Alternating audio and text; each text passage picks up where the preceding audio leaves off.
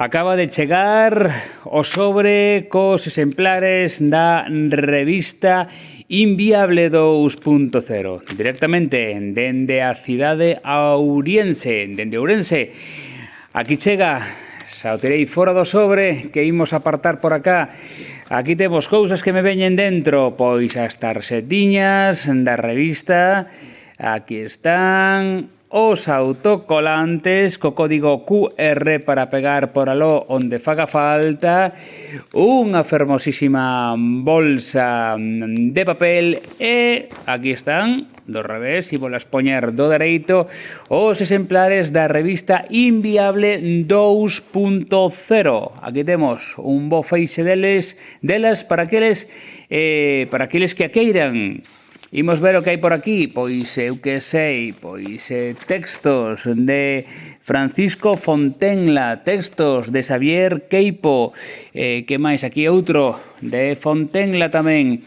Imos ver, pois de Gabriel Romero, de Carlos Rego, de Ramón Caride, de Abraham Vila. Estou intentando pasar aquí as páxinas máis ou menos. Está tan nova esta revista que non me deixa, a ver se non salto ningunha, coido que non.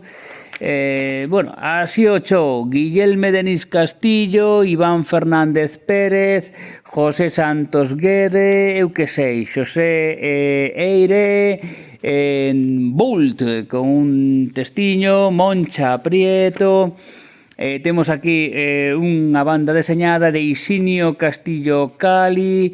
Que máis? Poema de Xulio Pardo de Neira, texto de Valentín Barreiros, eu que sei, José Santos Guede, creo que xa o dixen antes, bueno, etcétera. Pero aquí temos novo exemplar da revista Inviable 2.0.